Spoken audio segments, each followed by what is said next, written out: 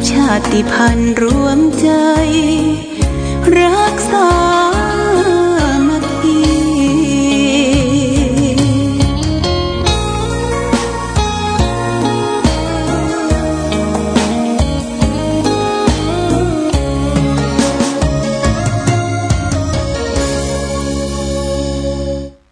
เริญสุขศรัทธาสาธุชนญาติโยมท่านพุทธบริษัทตั้งหลายวันนี้รายการธรรมประทีปส่องต่างก็ได้มาพบปะกับพ่อแม่พี่น้องศรัทธาสาธุชนญาติโยมแห่งครั้งหนึ่งวันนี้เป็นวันอังคารที่18เดือนพฤศจิกายนพุทธศักราช2568 November 2025 ซึ่งตรงกับเดือน12ใต้เดือนยี่เหนือแรม13ค่ำปีมะเส็งงูเล็กวันนี้เป็นวันธงชัยเป็นวันธงชัยเป็นวันเลิกงามยามดี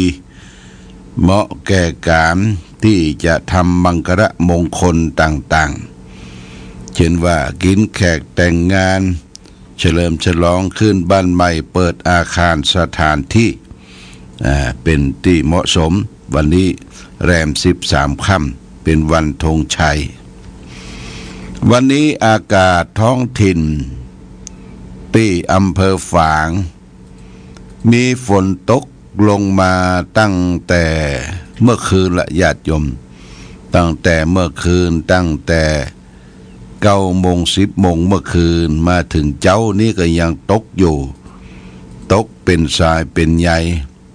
แต่บ่ตกหนาปาป้านสักเท่าใดฝนตกก็ทำให้อากาศแช่มชื่นเบิกบานแจ่มใสกรมอุตุนิยมวิทยาบอกว่าหลังที่ฟ้าฝน5เนี่ยผ่านพ้นไปก็จะเข้าหน้าหนาวนะญาติโยมจะหนาวเต็มที่ตั้งแต่วันที่21ไปนี่จะหนาวละหนาวนี่ก็เป็นอากาศอันดีเขาก็เตรียมเสื้อเสื้อหนาวผ้าตุ้มผ้าห่มหมวกอุ่นถุงน่องถุงน่องถุงตีนนี่ญาติโยมนะควรที่จะใส่ควรที่จะมีไว้ถุงตีนใส่ไว้เวลาเดินเดินทางเวลาอยู่บนบ้านบนจองมันป้องกันการหกล้มถุงตีนตั้งปืนเนี่ยถุงเท้าตั้งปืนเนี่ยแบบจาก็มีนะแบบจาที่เปิ้นขายตามท้องตลาดแบบถูกใส่สักวัน2 วันก็ทิ้งก็ได้ไปที่ไหนไปรถไปเรือขึ้นเหนือด่องใต้คือใส่ถุงเท้าเมืองนอกนะเมืองนอกเมืองอเมริกาเมืองยุโรปเนี่ยเปิ้นจะใส่ถุงเท้ากันหมดนะญาติโยมไม่ใช่เดินเท้าเปล่าโดยเฉพาะอย่างยิ่งคือเฮาเย็นมือเย็นเท้าต้องใส่เพราะว่ากันความเป็นเน็บเป็นนาวกันการหกล้มการเท้ามีแผลโดยเฉพาะอย่างยิ่งที่เป็นโรคเรียกว่าโรคเบาหวานเนี่ยเท้ามีแผลมือมีแผลบ่ได้ต้องรักษาตัวเองตัวเก่าหลวงพ่อไปที่ไหนก็ต้องใส่ถุงเท้าคือเกิดความเรียบร้อยอาจจะดูกระตุกกระตากอาจจะใส่ถุงเท้าขาวดำไปมันบ่เหมาะสมกับสมณวิสัยแต่ว่าก็ต้องใส่ไปเพื่อกันโรคภัยไข้เจ็บอย่างต่างๆที่จะเกิดขึ้นอันนี้แนะนำคือมีถุงเท้านะญาติโยมถุงเท้าแล้วก็บนหัวเฮาก็เหมือนกันหมวกอุ่นหมวกใส่กันหน้าหนาวนี่ก็ใส่ไว้เวลารับมะค่ำมะคืนก็รักษาสุขภาพร่างกาย เท้าใส่ถุงเท้าบนหัวก็ใส่หมวกอุ่นเนี่ยดูแลญาติโยมดูแลตัวเองตัวเก่าอันนี้เรื่องเสื้อผ้าอาภรณ์ต่างๆที่เราจะได้รับผลกระทบจากลมหนาวก็เตรียมความพร้อมไว้วันนี้วันที่18ละวันอังคารญาติโยมก็เป็นเดือนที่2ของเดือนพฤศจิกายนเดือนหน้านี่จะเป็นเดือนธันวาคมบางท่านบางคนก็ถามว่าอันตุลุงปฏิทินวัดพระพุทธบาทอุบลนี่บ่ออกเตื้อกะยังเด้อญาติโยมยังบ่ได้ออกเตื้อสั่งพิมพ์ไปแล้ว3,000ญาติโยม 3,000 ชุดก็จะได้คือท่านทั้งหลายได้ไปไหว้สักการะบูชาปีนี้ปฏิทินหน้าปกเป็นหลวงพ่อศิลามงคลนะหลวงพ่อศิลามงคลอายุ445 ปีซึ่งเป็นพระที่เป็นหินศิลาเรียกว่าพระเจ้าปันตนแต่ก่อนนี่เปิ้นสร้างพระเจ้าปันตนแกะจากหินทรายหินศิลาเนี่ยนะไว้ตามวัดวาอารามต่างๆที่วัดพระพุทธบาทอุดมนี่เก่าแก่องค์หนึ่งก็คือ445 ปีญาติโยมนะทำเป็นหน้าปกปฏิทินแล้วก็มียันนกคุ้มแปะไปโดยแล้วก็ยันพญานาคแปะไปโดยใส่ไปโดยเพื่อป้องกันเหตุเพศภัยแล้วก็มีคาถามหานิยมพุทธนะโมพุทธายะจะภะกาสะนะจาริติกันหะเดหะเป็นคาถาติดหน้าปฏิทินปฏิทินนี้ก็จะเก็บไว้สืบชะตาหลวงนะสืบชะตาหลวงปีนี้ก็จะเป็นวันที่3ของเดือนมกราคมปีใหม่เก็บไว้นั่นประมาณสัก1,000 แผ่นเพื่อจะได้มอบเพื่อแก่ศรัทธาญาติโยมไปร่วมกันสืบชะตาหลวงขึ้นปีใหม่ไทยณที่วัดพระพุทธบาทอุดมวิหารพระเจ้าละแข่งเขาทำเป็นประจำทุกปีญาติโยมก็จะได้รับแจกปฏิทินขึ้นปีใหม่ในช่วงนี้ก็มีบะกอกก็เก็บไว้ที่วัดเนี่ยใครจะเอาบะกอกก็มาที่สำนักปฏิบัติธรรมบะกอกครูบาอมแล้วก็หายโรคหายภัยหายไข้หายเมื่อยหายไอแต่ว่าก็ส่งไปให้พ่อบุญธรรมสั่งคำฟั่นบ้านปงหนองเวียงป่าเป้าส่งด่วนไปให้พ่อบุญธรรมได้นำไปแจกญาติโยมพี่น้องใกล้เคียงว่านี่คือ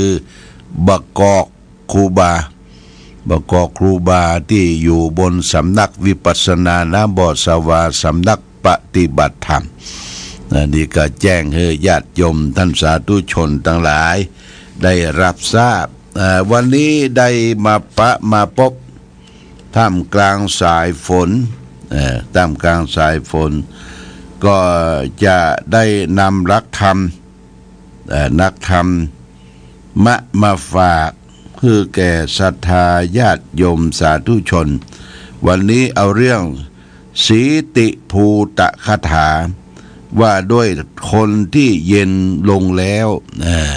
คนที่เย็นลงแล้วเนี่ยมันเป็นจะได้พระพุทธเจ้าตรัสไว้ในพระไตรปิฎก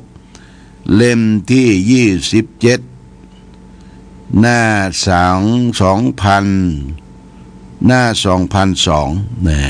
พุทธเจ้าตรัสว่าสัพเพวะโสรตาทันตาสัพเพวะปริภูตาสัพเพสังสีติภูตานังอติสายโยทะปาปิโย ซึ่งแปลเป็นไทยได้ใจความว่าถ้าทุกคนสงบได้แล้วฝึกฝนตนได้แล้วทั้งหมดก็เย็นลงได้เมื่อทุกคนเย็นลงได้แล้วฉะไหนยังจะมีคนดีคนชั่วอีกเล่านี่พระพุทธเจ้าตรัสว่าโอ้ถ้าทุกคนเฮาสงบกายสงบใจได้แล้วฝึกฝนตนเองทั้งหมดที่เย็นลงได้เมื่อทุกคนเย็นลงได้ฉะไหนจึงจะมีคนที่ดีคนชั่วดีอีกเล่านี่พระพุทธเจ้าความสุขสงบเย็นเนี่ยสำคัญที่สุดในทางพระพุทธศาสนาความสุขสงบเย็นก็หมายถึงเฮาเข้าถึงกระแสพระนิพพานนิพพานแปลว่าความสุขสงบเย็นนะความสุขสงบเย็นนิพพานเนี่ยคือความดับกิเลสดับความโลภดับความโกรธดับความหลงถึงแม้ว่ามันดับบ่ได้เสี่ยงโลภโกรธหลงเนี่ยมันพอที่จะเบาบางลงญาติโยมเบาบางลงเฮาบ่โลภจนเกินไปบ่โกรธบ่เกลียดโมโหโทโสอันเป็นไฟไหม้ตนเองและคนอื่นและก็ดับความยินดีอยากได้ต้องการ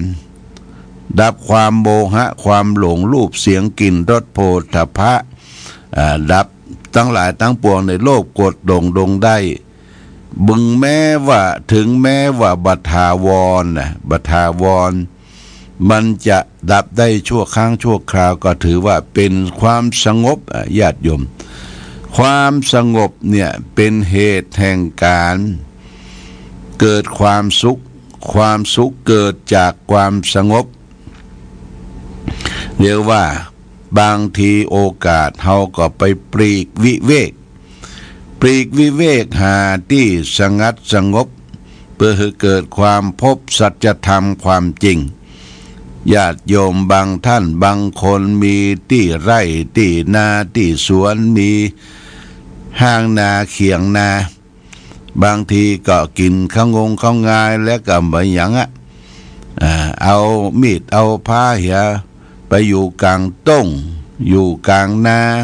อยู่ห้างนาที่นั่นมันสงบมันสงบเย็นก็แสดงว่าเราหนีจากความพุกพ่านไปทำการทำงานดูแลสถานที่ทำการทำกินทำงานปลูกผักพืชผลไม้ต่างๆเนี่ยเป็นความสุขสงบนะแล้วก็เย็นลงได้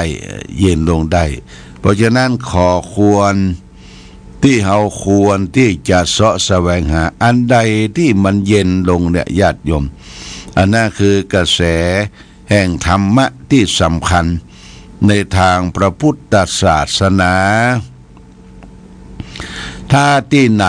มันพลุกมันพล่านมันเดือดร้อนทั้งกายและทางใจที่นั่นเป็นที่มาสร้างสมความทุกข์เกิดขึ้นญาติโยมนะเกิดขึ้นที่ความทุกข์เกิดขึ้นบางท่านก็ยังวัยรุ่นหนุ่มสาวนี่ก็ไปเสาะกันที่มันเอะทะมักถึงเช่นในคับในบาร์ไปเต้นไปกินไปเล่นไปลองกันเสียงดังกรอกเข้าหูไฟระยิระยับมาบเมบไปสัมผัสกินเหล้าเมายามันบ่ใจแดนแห่งความสงบมันไปเพิ่มกิเลสกิเลสยินดีอยากได้ต้องการสิ่งเหล่านั้น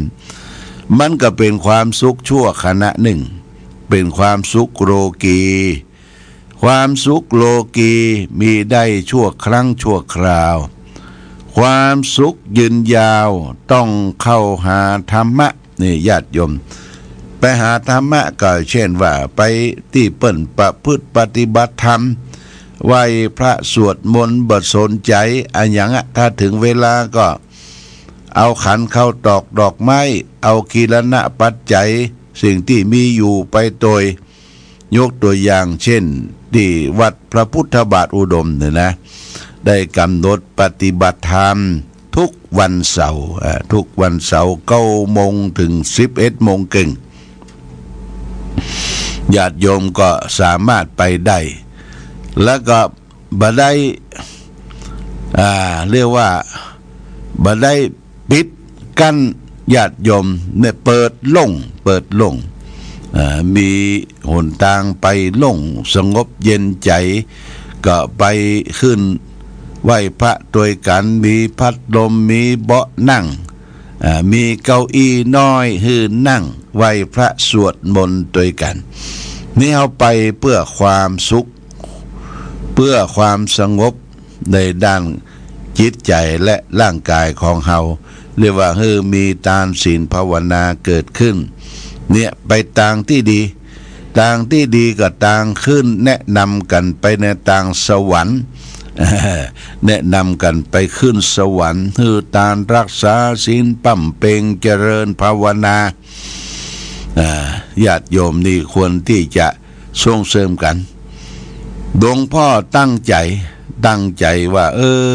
ทุกวันเสาร์แล้วก็หลวงพ่อก็เกิดวันเสาร์โดยตั้งใจว่าทุกวันเสาร์บ่มีธุระปะปังอันใดสำคัญก็จะอยู่เป็นประจำนำศรัทธาญาติโยมไหว้พระสวดมนต์แปรเดินจงกรมเจริญสมาธิภาวนาและในช่วงที่เราโศกาอาดุลอะไรในการจากไปของสมเด็จพระนางเจ้าพระบรมราชินีนาถพระบรมราชินีนาถพระพันปีอัยกาเจ้าของเราก็ทำบุญช่วงสุดท้ายมีการสวดพระอภิธรรมมีการสวดพระอภิธรรม7 กัมพีร์แล้วก็มีการถวายผ้าไตรบางสกุลยอดผ้าไตรบางสกุลนั่นก็มีแต่ว่านี่ก็มีคนมามอบ1 ชุดนะ300 บาทเนี่ยญาติโยม300 บาทนี่จะได้ถวายพระสงฆ์ที่มาสวดอย่างพระอภิธรรมเราก็อยากน้ำหมายตาตั้งใจให้แม่แห่งชาติซึ่งพระบาทสมเด็จพระนางเจ้าพระบรมราชินีนาถเป็นแม่ของปวงชนชาวไทยท่านได้สร้างประโยชน์คุณประโยชน์ไว้มากมายเราจึงถือว่าเป็นมงคลกับตนกับตัวก็มีหลายท่านส่งเสริมยื่นจุดประสงค์จำนงไว้ได้ร่วมเป็นเจ้าภาพไปเป็นเสาตลอดไตรมาสนะคำว่าไตรมาสนี่3 เดือนญาติโยมไตรนี่แปลว่า3มาสก็คือมานี่เดือนตลอดถึง3 เดือน100 วัน100 วันเขาก็ได้ทำกันในส่วนท้องถิ่นส่วนกลางไผจะไปไหว้พระศพของสมเด็จพระนางเจ้าพระบรมราชินีนาถพระแม่เจ้าของชาวไทยก็เดินทางไปกรุงเทพพระมหานครแล้วก็เปิ้นจัดคัดกรองแต่งเนื้อแต่งตัวอย่างใดเข้าไปไว้อย่างใดเขาบ่มีเสื้อผ้าติดตัวไปเพื่อก็มีผ้าให้ยืมผ้าชุดดำให้ยืมเข้าไปไหว้พระศพสมเด็จพระนางเจ้าพระบรมราชินีนาถที่มหาราชวังในกรุงเทพนี่ก็สามารถไปได้ญาติโยมถ้าจะไปเป็นกู้เป็นกิมเขาก็ขึ้นรถทัวร์ไปขึ้นรถทัวร์หม้อแรงเนี่ยขึ้นรถจากฝางนอนรับไปในรถไปแจ้งปุ้นก็จ้างแท็กซี่ไปหำกำไปถึงบริเวณหน้าวัดพระแก้วแล้วโอ้คนทึดเนอะเปิ้นไปกันเฮาพอในโทรทัศน์เนี่ยญาติโยมเป็นความปลื้มปีติเป็นสิ่งสำคัญที่เฮายกย่องเทิดทูนสถาบันของพระมหากษัตริย์ว่าประเทศไทยนั้นมีสถาบัน3 สถาบันชาติศาสนา และพระมหากษัตริย์ชาติก็คือชาติไทยของเราถึงแม้ว่าจะเป็นชาติพันธุ์มีมาอยู่รวมกันมีคนไทยคนเมืองมีไทยใหญ่มีพี่น้องดาละอ่างปะลองเนี่ยมาอยู่รวมกันแล้วเป็นชาติไทยเชื้อชาติไทยเชื้อชาติอื่นแต่เป็นชาติไทยอยู่รวมกันเขาก็จะมีบัตรมีใบมีอย่างรับรองว่าเป็นคนเชื้อชาติไทยสัญชาติอย่างต่างๆนี่ก็อยู่รวมกันแบบความสมานสามัคคีเป็นอันหนึ่งอันเดียวกันนะอันหนึ่งอันเดียวกันนี่เป็นสิ่งที่เราจะต้องประพฤติปฏิบัติร่วมกันเชิญชวนญาติโยมทุกวันเสาร์นะเชิญชวนทางวัดสำนักปฏิบัติธรรมเปิ้นได้เตรียมทำอาหารไว้หลวงพ่อก็คือแม่ครัวได้ทำเตรียมอาหารไว้เป็นอาหารท้องถิ่นนะเป็นอาหารท้องถิ่นมีฟักทองฟักแฟงแตงเต้าก็เอามาทำสำรับกับเข้าสู่คนเฒ่าผู้แก่พ่อแม่ศรัทธาที่ไปร่วมในการประพฤติปฏิบัติธรรมยิ่งมาช่วงนี้ก็จะได้บักกอครูบานะบักกอครูบาวันนี้ก็เก็บไว้หลายชิปแกนเดี๋ยวจะมอบเพื่อแก่แม่วัฒนาพรกิตติกุลหรือแม่เจ๊แดงเจ๊แดงวันนี้เพิ่นจะมาถวายทานวันเกิดมีบกอกเก็บไว้เพิ่นก็จะได้เอาไปจัดทำบกอกเป็น2แบ่งบกอกเป็น2แล้วก็เพิ่นจะใส่น้ำพริกใส่ผักกีหอมป้อมเข้าไปทำเป็นชุด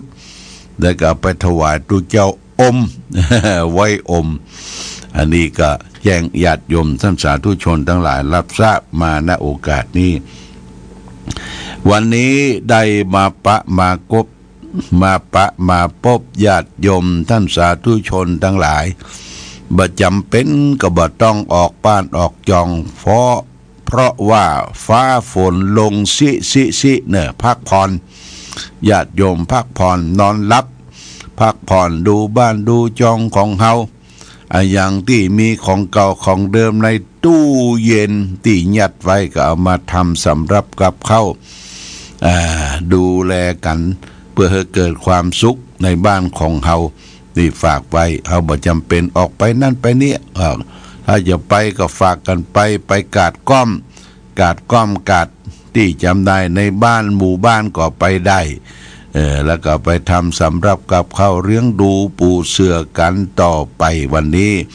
เป็นวันที่ฝนตกเราก็อยู่กับบ้านกับจองเอาละวันนี้รายการธรรมะประทีปส่องต่างได้มาพบญาติโยมท่านสาธุชนทั้งหลายก็พอสมควรแก่กาลเวลาขอความสุขความมีธรรมจงบังเกิดมีแก่ศรัทธาสาธุชนญาติโยมทุกท่านรายการธรรมะประทีปส่องต่างก็ต้องขอลาก่อนขอผู้ฟังจงตั้งมั่นจิตหันษาโดยธรรมะขององค์พระพุทธาได้นำพาให้เกิดความสุขสงบเย็น